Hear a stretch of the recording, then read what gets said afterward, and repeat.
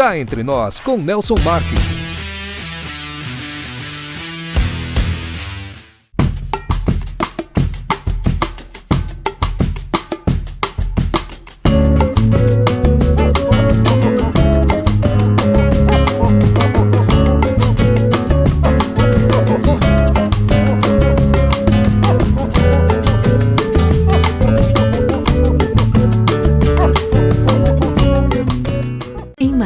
Hospede-se no Estoril Hotel, no centro de tudo, com o conforto que você merece. Ótimas opções de apartamentos, para você desfrutar de dias tranquilos, seja para lazer ou para fazer negócios. A maior estrutura de eventos corporativos da região, academia, pet friendly, estacionamento privativo e coberto e um delicioso café da manhã. Em Marília, reserve o melhor para você. Estoril Hotel.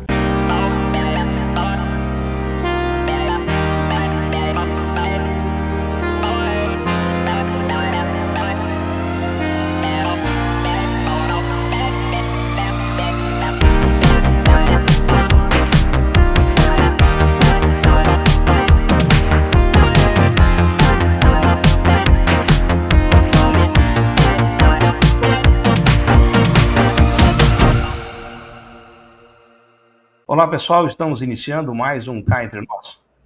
E hoje temos a honra de receber o Dr. Rodrigo Canguçu de Almeida, advogado atuante nas áreas de direito penal e direito digital, com ampla experiência na análise de crimes cibernéticos, privacidade de dados e segurança jurídica no ambiente online. O Dr. Rodrigo é também um defensor ativo da educação digital como ferramenta de prevenção e tem se dedicado a orientar famílias, escolas e instituições sobre os riscos e responsabilidades no mundo conectado. Sua visão clara e acessível transforma temas complexos em conhecimento útil e necessário para o dia a dia de todos nós.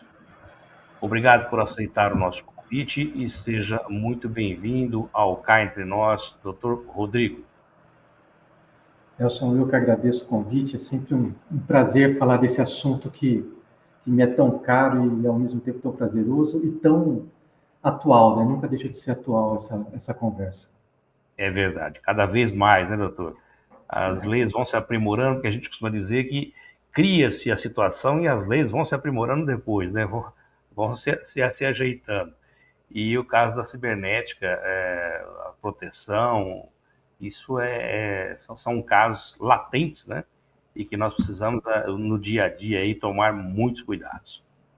Doutor, vamos começar aqui o nosso bate-papo.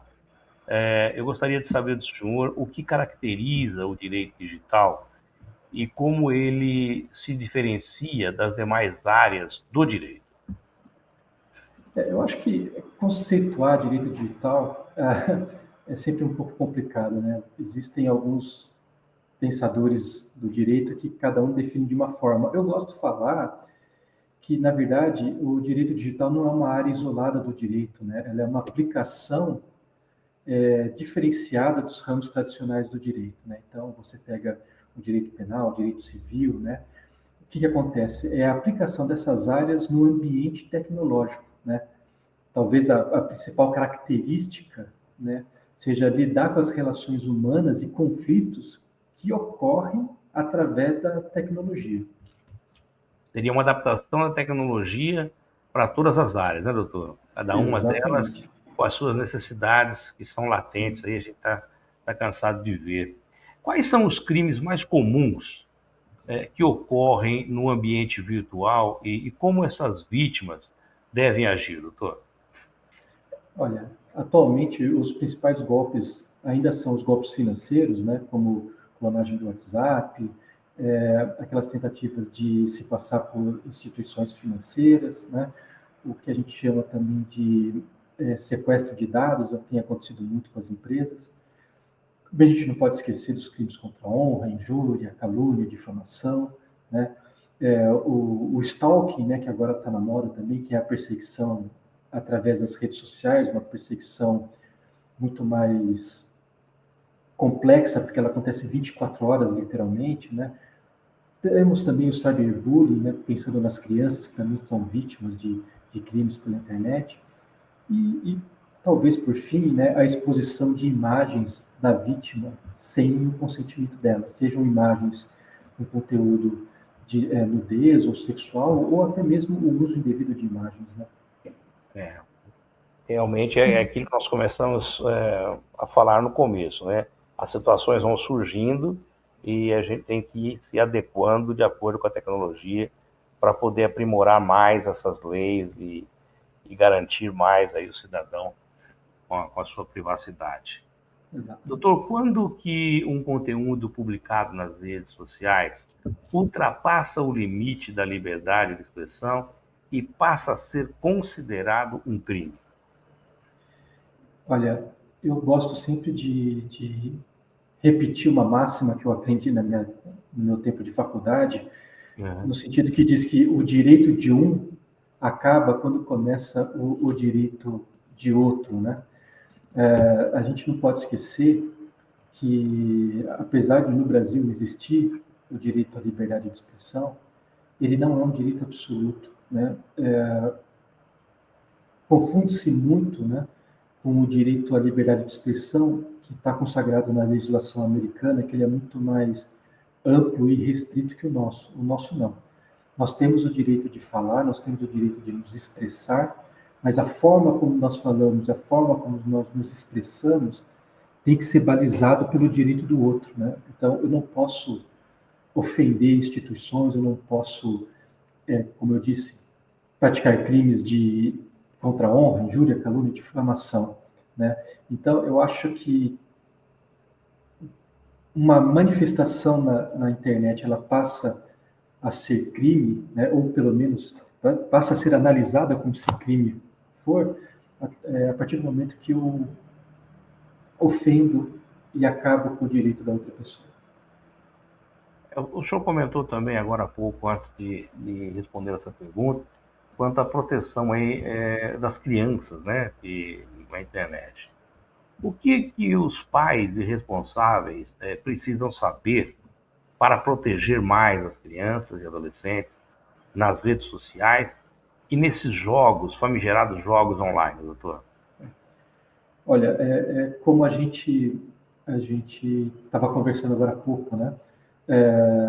Acho que mais do que nunca o direito brasileiro ele corre atrás das inovações e da tecnologia. A nossa lei, por si só, ela é reativa, né, e não preventiva. Então, o que acontece? A atuação dos pais diante de como seus filhos atuam nas redes sociais, ela é primordial. E quando eu digo como que é essa atuação, a gente não pode também fechar os olhos no seguinte sentido. Hoje, não adianta eu simplesmente proibir a criança de ter contato com determinados jogos, ter contato com determinadas redes sociais, né? Porque isso irá acontecer, seja através dela própria, escondida, ou através de colegas que têm mais permissões. Então, acho que mais do que nunca, o pai tem que entender o que o filho está fazendo na rede social. Eu tenho 2 filhos, né? Eu tenho um filho adolescente e uma filha com 9 anos de idade. E tudo bem que essa é a minha profissão, mas eu acabo me dedicando a algum momento do meu dia para ver o que eles estão fazendo com seus celulares e com seus tablets, né? Ou mesmo no computador. Às vezes é um pouco cansativo a gente entender como esses jogos funcionam, como não funcionam, mas é absolutamente necessário, né?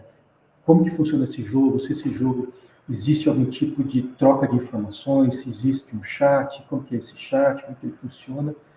E, obviamente, a gente também não pode esquecer que existem algumas ferramentas onde os pais podem exercer um controle mais ativo do que seus filhos utilizam, né? Então, eu consigo bloquear acesso a certos conteúdos ou a certos aplicativos. Mas o mais importante é o pai e a mãe se dedicar alguns minutos do seu dia para entender aquilo que o filho está mexendo. Melhor do que proibir, né? Procurar entender para fazer os alertas necessários e os cuidados que a criança ou adolescente vai aprendendo a ter, né? Do que simplesmente proibir, não vai ter mais e pronto. É pior, né? A gente sabe que tudo que é escondido é melhor, A gente vai atrás mesmo, não tem jeito, né? Exatamente. É isso aí. Doutor, quais os cuidados jurídicos que pequenas empresas e influenciadores digitais devem ter ao produzir conteúdo e armazenar dados? Bom, eu vou separar essa resposta em dois momentos, né? Perfeito. Acho que sempre quando a gente pensa em produzir conteúdo, obviamente a gente tem que verificar se esse conteúdo que está sendo produzido, se ele possui algum tipo de regra a ser produzido. Então, como por exemplo, se a gente estiver falando aqui sobre pequenas empresas ou até mesmo grandes empresas da área de saúde, a área de saúde exige alguns cuidados. Então, por exemplo, a gente tem que colocar a informação de um médico responsável, né, tem que tomar algumas cautelas que são regradas pelo Conselho Federal de Medicina. Isso é só um exemplo, né? Se a gente for utilizar imagens, a gente tem que ter a gente tem que ter cuidado de não utilizar imagens sem consentimento. A gente também não pode, por exemplo, utilizar marcas de outras empresas sem a devida autorização. Então, quando a gente vai montar um conteúdo, toda essa parte estética, toda essa parte legal tem que ser analisada, além, claro, como eu falei anteriormente, de como essa informação vai ser passada, para que ela não seja ofensiva, uma fake news, né, que isso pode desencadear muitas dores de cabeça. Agora, Doutor, a partir do momento... eu posso só fazer um parênteses aí, que o senhor está falando, Claro. que eu acho que é interessante. Claro. O senhor comentou aí de colocar as imagens, tem que ter a permissão. Eu não sei se o senhor já reparou, é que a gente aqui com mais de idade, a gente usa muito remédio, né? Uhum. E eu costumo comprar os remédios por aplicativo de farmácia, que tem um desconto melhor e tal. E lá eu fiquei sabendo e constatei que não pode ser colocado nenhuma caixa de remédio com marcas diferentes. Tem que ser com a marca da farmácia. Aquela farmácia que está comercializando. Então não pode ter marca de fabricante. Então é uma questão de proteção de dados aí, talvez, né? De imagem, não sei. Isso daí, existem duas questões, né? Uma delas é justamente para não causar um uso indevido da marca, né? Tá. Isso é uma questão muito mais complexa, mas é justamente uma proteção da marca. A marca ela pode impedir que empresas veiculem. Então, é muito mais fácil a gente pensar em grandes drogarias, como você falou, né? Mas a gente também tem que pegar... eu acho que talvez o grande desafio do direito digital, né, é a gente pensar em múltiplas possibilidades. Então, a gente tem que entender o seguinte: e se for uma farmácia de pequeno porte, e de repente a forma como ela está vendendo aquele medicamento não é a forma como se espera que seja vendido, né? E o detentor daquela marca ele tem todo o direito de proteger a sua propriedade intelectual. Agora, continuando, né, a sua pergunta, quando a gente fala de proteção de dados, né, a gente está falando já de dois tipos de dados: os dados tradicionais, comerciais, segredos do negócio, e a gente está falando também sobre dados pessoais. Quando a gente fala de seja um ou seja outro, as empresas elas têm que adotar uma série de mecanismos de segurança, né, de segurança da informação, para que esses dados sejam protegidos. Quando a gente fala de dados comerciais, segurança de negócio, né, know-how, a empresa precisa com que aquilo seja protegido no seu sistema para que hackers não entrem, tomem acesso e pratiquem o crime que eu falei de sequestro de dados. A gente tem visto isso muito acontecer de forma muito frequente, onde empresas são invadidas e essas informações são bloqueadas. Eles bloqueiam essas informações para que a própria empresa não tenha acesso e ficam extorquindo dinheiro, ameaçando que vão fornecer essas informações. Os outros dados, que são os dados pessoais, eles são dados não da empresa, mas de todos nós que utilizamos essa empresa como consumidores, fornecedores e até mesmo colaboradores da própria empresa, né? Recentemente já não, né? Já faz uns 3, 4 anos que foi publicada a Lei Geral de Proteção de dados pessoais, onde diz que as empresas que coletam informações das pessoas físicas e essas informações são capazes de identificar uma pessoa, elas têm que passar por uma série de proteções. Né? Proteção como? Tem que anonimizar, tem que impedir com que seja possível fazer essa correlação de que aquele número do celular é o número do celular do Nelson. Para quê? Porque quando essas correlações começam a acontecer, acontece justamente isso que a gente está vendo. Todo dia eu recebo aqui no meu celular uma ligação de algum banco falso falando que foi feita uma transação na minha instituição financeira. Né? Como que eles têm acesso ao meu celular?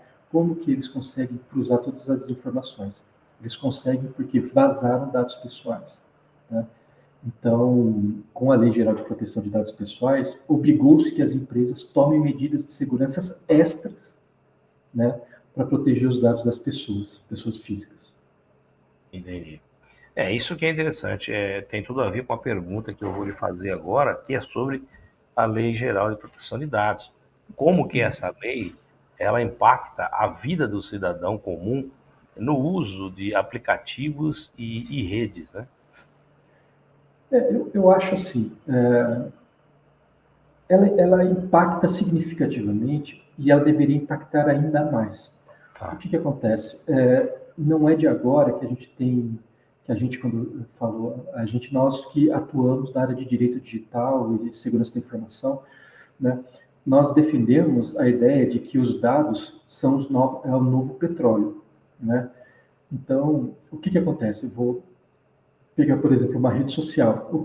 Como que aquela rede social gera dinheiro? Não é através de você ser usuário dela. É através dos seus dados e das suas informações que circulam dentro daquela rede social. Então, os dados pessoais se tornaram extremamente importantes. Por quê? Porque através desses dados que são vendidos, eram vendidos sem autorização, né? Vendidos sem autorização, muitas pessoas conseguiam fazer uma série de manobras, seja para vender um produto de forma mais assertiva, ou seja até para manipular informações para que pessoas pudessem seguir por um ou outro caminho, né? Existem diversas situações bastante clássicas nesse sentido. E o que acontece? Nós que somos mais velhos, né? Eu brinco que eu sou a última geração analógica e digital, né? Eu escrevi carta à mão, eu utilizei máquina de escrever. A gente tem uma percepção do que é privacidade muito diferente do que esses jovens têm do que é privacidade. Para eles é uma coisa muito tranquila fornecer dados, fornecer imagens, fornecer fotos, né? Então, o que acontece? Tudo isso que você coloca na internet não é gratuito, né? Muitas vezes nós somos os produtos. Então, a partir do momento que eu coloco a informação de que o Rodrigo é um advogado de 45 anos de idade, tem 2 filhos, é feita toda uma engenharia com essas informações para que essas informações possam permitir que uma pessoa consiga acessar o Rodrigo de outra forma.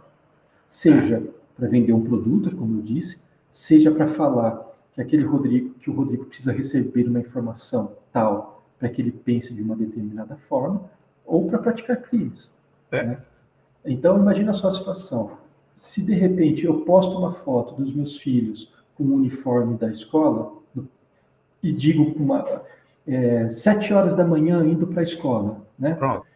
Eu já dei 3 informações. Eu já dei informação de que eu tenho filhos, de que eles estudam de manhã e que eles estudam de manhã naquela escola, né? Então, isso é um prato cheio para um criminoso para me ligar e falar, olha, estou aqui com seus filhos. Até eu conseguir contato com os meus filhos da escola, né, que é a famosa engenharia social que esses criminosos fazem para extorquir dinheiro. Então, isso muda. A Lei Geral de Proteção de Dados ela veio com 2 motivos. Conscientizar as empresas de que os dados devem ser protegidos, mas também conscientizar o cidadão do quão importante é a proteção dos seus dados. Sim. Né? Então, acho que muda nesse sentido, mas deveria mudar muito mais. Né? Acho que a gente deveria estudar cada vez mais a importância disso.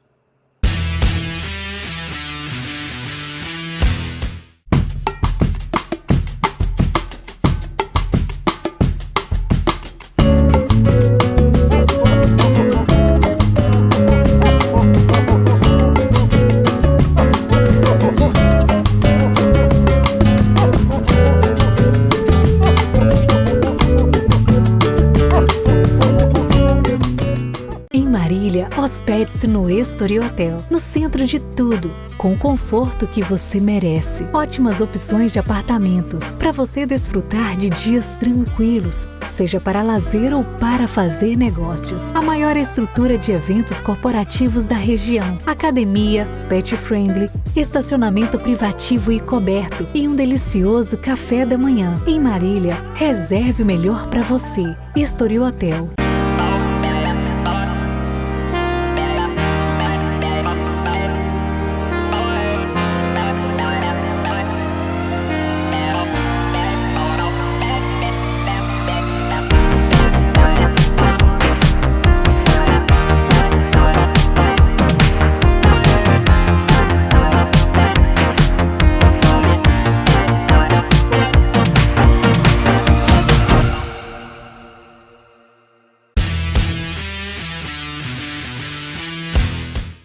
Mas é aquilo que o senhor comentou, nós que somos de uma geração que tinha o analógico e o digital, passamos por isso tudo, as nossas preocupações são maiores. O pessoal de hoje, cada vez mais, é mais simples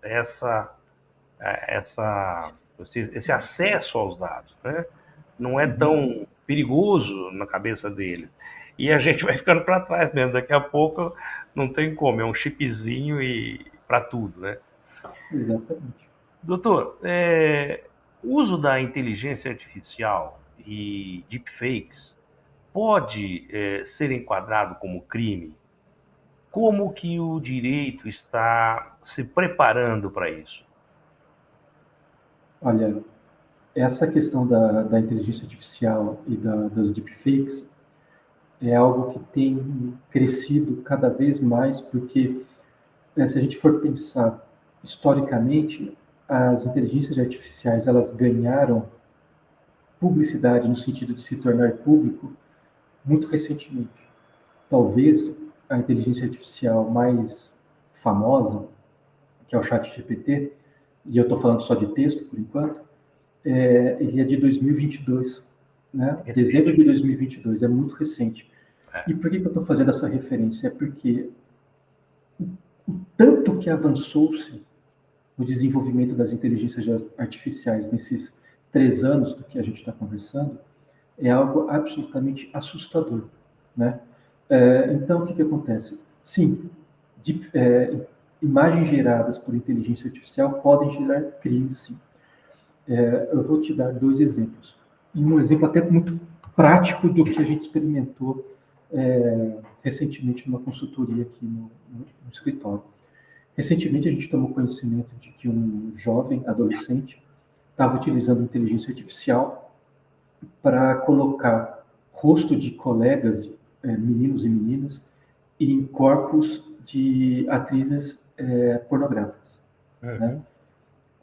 Antigamente, era nítido que você olha aquilo, você nota que é falso. Mas hoje em dia, foi tão bem desenvolvidas essas inteligências artificiais que começa a ser muito difícil você conseguir identificar, né?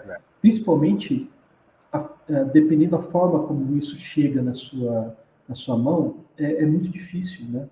Então, esse é um tipo de crime, utilizando deepfake e utilizando a inteligência artificial, justamente é um crime contra a honra e um crime onde você expõe, ainda que de forma digitalmente, uma criança a uma prática que é vedada pelo Estatuto da Criança e do Adolescente. Então, a gente tem um combo de crimes aí que foram praticados através da inteligência artificial. Existem outras formas disso acontecer, né? Até mesmo, como, por exemplo, você criar um vídeo falso de alguém, você falando alguma coisa, porque quando a gente fala de deepfake, a gente não está falando só de imagem, a gente está falando de voz também. Hoje a gente já tem conhecimento de grandes inteligências artificiais que sintetizam vozes, né? Já foram utilizadas para praticar crimes, né? Então, sim, sem dúvida nenhuma, a inteligência artificial ela pode ser usada para praticar crime. E como que o direito está se defendendo disso? Olha, hoje nós já temos ferramentas legais para combater esse tipo de conduta criminosa, sem a necessidade de você alterar a legislação. Existem inúmeros projetos de lei que já estão falando que o crime, a pena do crime vai ser agravada se utilizado a inteligência artificial. Por que essa preocupação? Justamente por causa disso que eu estou te falando. Hoje em dia, imagina só, você até falou recentemente, acabou de falar que nós que somos da geração analógica, e eu vou pegar agora meu pai, que é ainda mais antigo, né? Ele, quando ele vê uma figura pública falando na televisão ou no computador, imediatamente ele acredita que aquilo é verdade, não passa na cabeça dele que aquilo pode ser uma montagem, né? Então, a inteligência artificial ela é capaz de criar um crime muito mais bem elaborado, né? E é por isso que está se pensando numa forma de majorar as penalidades aplicadas quando se utiliza a inteligência artificial. Realmente é complexo, é aquilo que o senhor falou. O direito ele é reativo, né? Ele tem que ir atrás mesmo, não tem como prever, né? A gente tem que ir de acordo com as situações e tentando se adequar e cercar aí os direitos que a gente tem. Doutor, existe diferença entre calúnia, difamação e injúria quando falamos de ambientes digitais? E como essas situações são tratadas na justiça? Existe sim uma diferença entre calúnia, injúria e difamação. De uma forma bastante objetiva, a calúnia é você falar que alguém praticou um crime, né? Então o Rodrigo roubou o Nelson. Então eu estou caluniando o Rodrigo porque eu estou acusando falsamente o Rodrigo de ter praticado um crime. A difamação é ofender a reputação daquela pessoa através de um fato, né?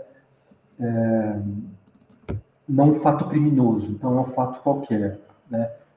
O Rodrigo fez alguma coisa que socialmente é repreensível, mas não necessariamente é um crime, né? Então, um exemplo que me vem à cabeça aqui agora o Rodrigo não paga pensão alimentícia para os filhos dele, né?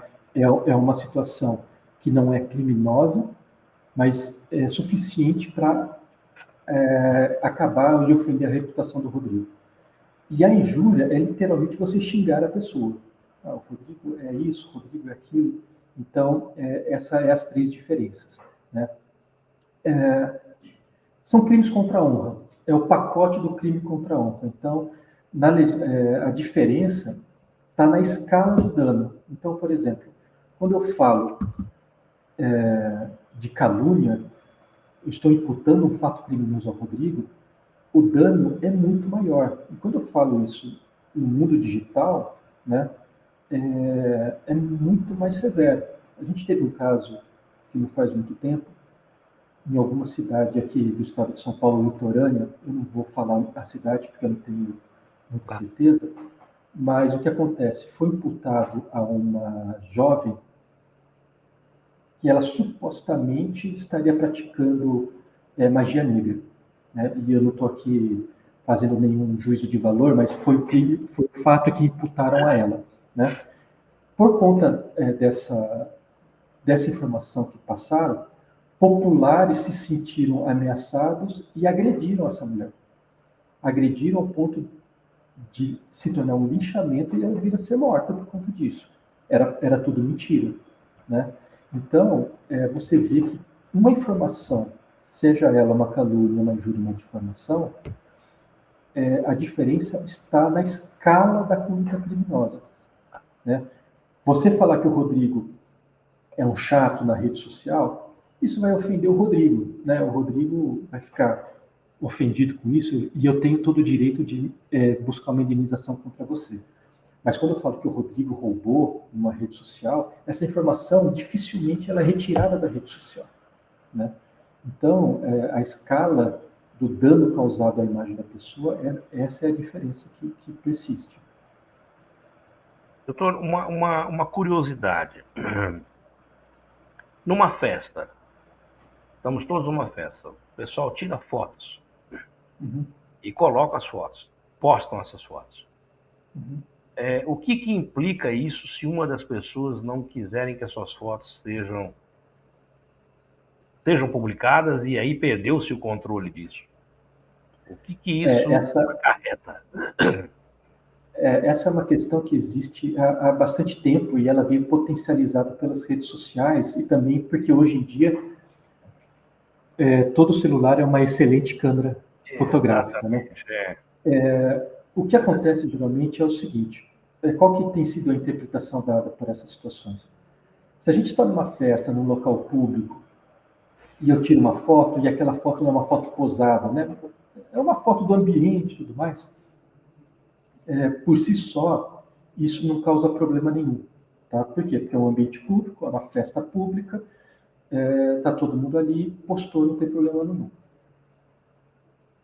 Vai gerar um problema se eu vi a foto que o Nelson postou e eu não quero, eu não quero aparecer. Eu posso chegar para o Nelson e falar assim: Nelson, você postou aquela foto ali, eu queria que você, de alguma forma, editasse a foto para me tirar dali. Se o Nelson não fizer isso, aí o Nelson pode ser responsabilizado. Existe uma discussão jurídica muito grande sobre isso. A questão é, a foto que o Nelson tirou num primeiro momento, uma foto absolutamente normal, lugar público, pessoas públicas, não tem problema nenhum. Só que eu tenho meu direito à imagem. Eu tenho meu direito de falar quando eu quero e quando eu não quero que a minha imagem seja vinculada. Então, o grande diferencial é esse. Apesar da foto do Nelson ter sido feita de forma absolutamente legítima, eu também tenho esse direito de me insurgir contra isso. E aí gera um conflito. Essa é uma situação. Agora, se é uma foto posada, né, a gente se juntou aqui e tirou uma foto, aí é muito complicado, porque parte-se do princípio que de uma foto posada eu estou concedendo a autorização. Né? Existe uma discussão se a autorização é só para a foto, se é para publicação em redes sociais ou não. Mas esse é um dos casos bastante complexos de se analisar juridicamente. Né? Mas o que eu te passei aqui foi a ideia de como bastante... funciona. Isso, exatamente. Eu estou lhe fazendo essa pergunta, não é à toa. Eu tenho uma empresa que promove eventos. Então, nas inscrições para as pessoas participarem do evento, nós estamos colocando uma prévia autorização para a pessoa, ou seja, se ela não clicar aqui sim, ela não vai poder fazer inscrição. É mais ou menos por aí, porque senão como é que nós vamos controlar isso? Porque até se eu chegar para mim e falar assim: Nelson, você tira aquela foto que eu não quero, perfeito, doutor, eu vou lá e tiro na hora. E os que já foram replicados, como é que nós ficamos nisso? Qual é a responsabilidade do Nelson que fez a foto? Essa é a minha preocupação. Eu acho assim, eu também estou bastante acostumado a orientar empresas, sejam empresas de mídia de qualquer forma, ou até mesmo empresas que estão realizando alguma atividade interna, fazer isso que você mencionou. Não, apesar de dar mais trabalho no primeiro momento, você coletar a autorização daquelas pessoas, eu acho que é importante você avisar aquelas pessoas que aquele ambiente vai ser fotografado ou vai ser filmado e que as imagens poderão ser utilizadas para determinada situação. Né? A partir do momento que eu coloco essa informação, eu minimizo os riscos do Nelson. Eles não deixam de existir. Né? Agora, o que acontece? A gente não consegue controlar essa questão de replicar imagens da internet. Então. E, recentemente, o STF ele deu uma decisão falando sobre algo que a gente chama de direito ao esquecimento. Tá? O que seria o direito ao esquecimento? Seria o direito que eu, Rodrigo, tenho de querer tirar da internet imagens minhas que eu não concordo. Né? Esse é um direito consagrado na Europa, né, de falar que eu tenho esse direito, o direito ao esquecimento, também ele é consagrado nos Estados Unidos. Existem casos bastante clássicos, né, históricos e clássicos, tanto na Europa quanto nos Estados Unidos, mas o Brasil, ele não, pelo menos por conta dessa decisão do STF, ele não acolheu isso. Então, eu basicamente não consigo tirar. Então, o que a gente vai ter? O que é mais importante? É o Nelson pensar quais foram as atitudes que o Nelson adotou. Porque daí a gente vai falar de responsabilidade civil. Tá. Né? Então, o que é a responsabilidade civil? O Nelson fez algo que causou o dano? Não, o Nelson não fez nada. Por quê? Porque ele informou a pessoa que o ambiente era filmado, fotografado, e que aquele ambiente, e que aquelas imagens seriam utilizadas para determinada finalidade. Se o Rodrigo, de má fé, ou até mesmo de boa fé e total ingenuidade, fui lá e dei um print naquela foto e compartilhei, a gente consegue identificar através da internet quem foi que fez isso.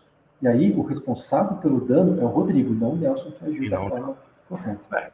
É um rastreamento que há que ser feito para poder chegar no verdadeiro culpado, se é que existe. Exatamente. Né? Exatamente. Doutor Rodrigo, cá entre nós, em um mundo onde as conexões são instantâneas e os julgamentos nas redes ocorrem em segundos, como equilibrar liberdade digital e responsabilidade e justiça? Olha, essa é a pergunta de $1 milhão, né? Né? O que acontece é o seguinte, a minha resposta para isso é a educação digital. Não adianta. Houve um avanço muito grande nos meios de comunicação. Né? Até pouco tempo atrás, você comprar uma linha de telefone era algo caríssimo, né? que valia uma fortuna. Né? Hoje em dia, ninguém mais quer ter linha fixa, né? Todo mundo quer ter um celular. E o que acontece? A nossa educação, da forma como lidar com essa ferramenta que nos foi dada, não é a mesma que era antigamente. Então, a gente tem que entender que a internet, ela não é uma terra de ninguém.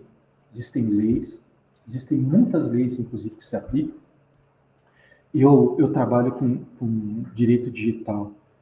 Eu fiz as contas, eu fiquei assustado aqui, mas já faz quase 12 anos que eu trabalho com essa temática.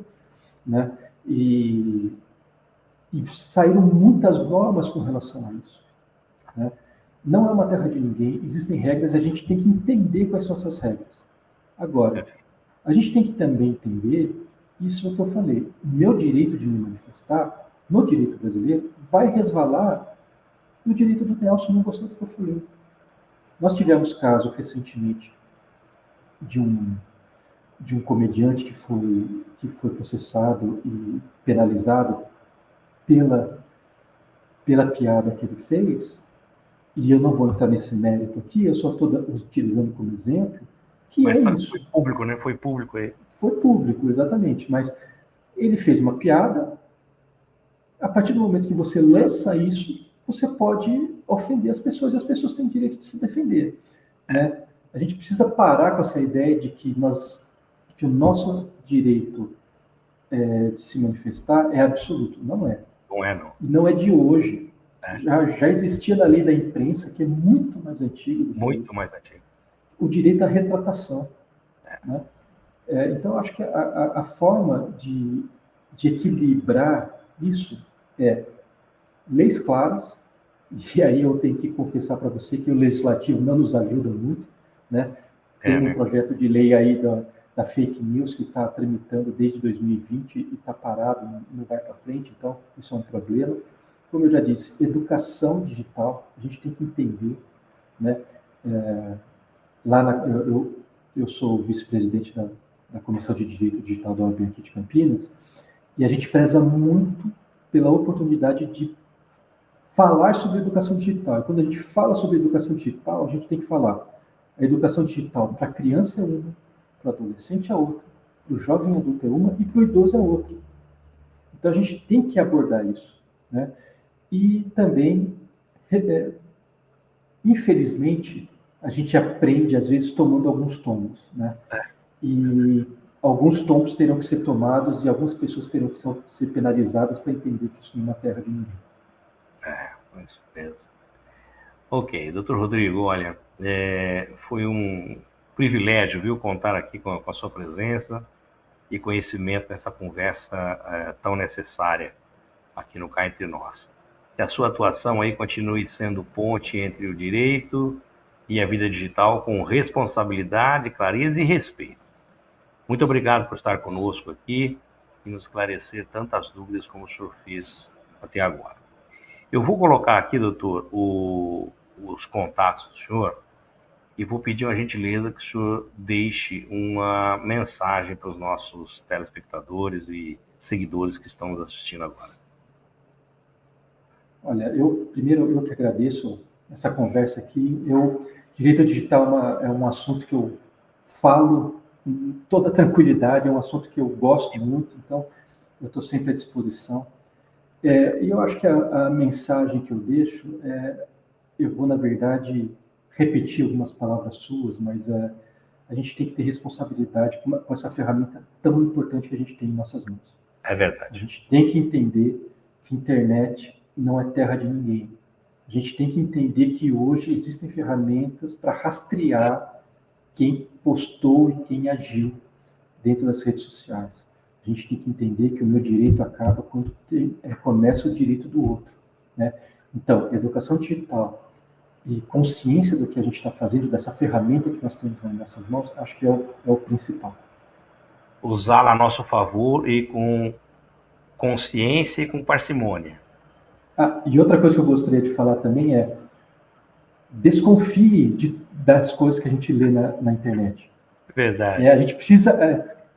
desculpa tomar um pouco do seu tempo, mas eu preciso falar isso. Claro. A gente tem costume de fazer uma pesquisa no Google e dificilmente a gente passa do segundo, terceiro, quarto link de informação. Então, sempre bom a gente validar as coisas, mais a fundo que a gente recebe. Vai um pouco mais a fundo que vale a pena. Verdade. Muito obrigado, doutor. Foi excelente. Imagina que é isso. Essas dicas. É isso que nós precisamos. É isso aí. Bom, pessoal, eu conversei hoje com o advogado Dr. Rodrigo Canguçu de Almeida. A semana que vem nós teremos uma nova entrevista e, é claro, sempre escolhida por você que nos segue nas redes sociais e que também constantemente está enviando o seu e-mail, sugerindo as pautas serem tratadas aqui no nosso programa. Se você ainda não se inscreveu no canal, por favor, inscreva-se, ative o sininho para receber as nossas notificações. Aproveita que você está por aí, deixa o seu like para o nosso programa e também divulgue os nossos vídeos nas suas redes sociais e também nos seus grupos de WhatsApp. Dr. Rodrigo, mais uma vez, muitíssimo obrigado e também a todos que ficaram conosco até a semana que vem. Solta a vinheta. Cá Entre Nós, com Nelson Marques.